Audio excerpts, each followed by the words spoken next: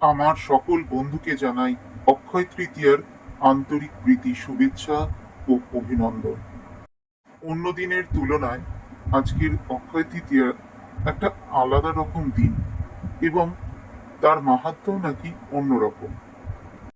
সে যাই হোক, আজ একটা শুভ দিন, তাই ইচ্ছে হলো সুন্দর করে ঠাকুর ঘরে সাজিয়ে একটু ভোগ দেব।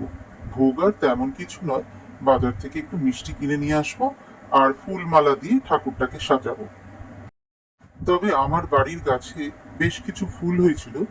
এছাড়াও আমি মাসির বাড়িতে গিয়েছিলাম, সেখান থেকেও বেশ কিছু রং বেরঙের ফুল, জবা ফুল বা টগর ফুল, করবী ফুল এইগুলো পেয়েছিলাম, নিয়ে এসেছিলাম। মনে মনে ভেবেছিলাম যতই দেরি হোক আজকে সাজিয়ে গুছিয়ে ঠাকুর ঘরের সমস্ত বিগ্রহকে একটু সেবা দেব। আর এই যে রাধাকৃষ্ণটা দেখছো, এইটা কিন্তু অক্ষয় তৃতীয়ার দিনই প্রতিষ্ঠা করা হয়েছিল। তাই প্রতি বছর চেষ্টা করি একটু ভোগ দেওয়ার। তাই এই বছরও তার অন্যথা কিছু করিনি।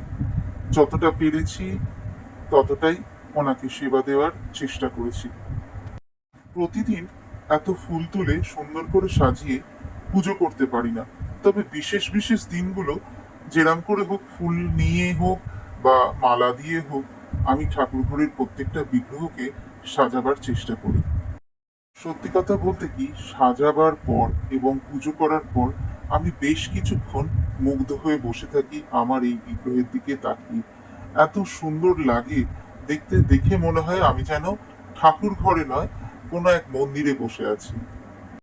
আজ যেহেতু অক্ষয় তৃতীয়া, তাই গণেশকেও মালা পরিয়ে জবা ফুল দিয়ে সাজিয়েছি। এছাড়াও এই ঠাকুর ঘরে যে সমস্ত বিগ্রহগুলো রয়েছে বা ঠাকুরগুলো রয়েছে, তাদেরকেও আমি মালা পরিয়ে ফুল দিয়ে সুন্দর করে সাজিয়েছি। যাই হোক, আমার তো বেশ ভালোই লাগে ঠাকুর ঘর সাজিয়ে। আমার এই ঠাকুর ঘর তোমাদের কেমন লাগলো অতি অবশ্যই কমেন্ট বক্সে জানিও কিন্তু।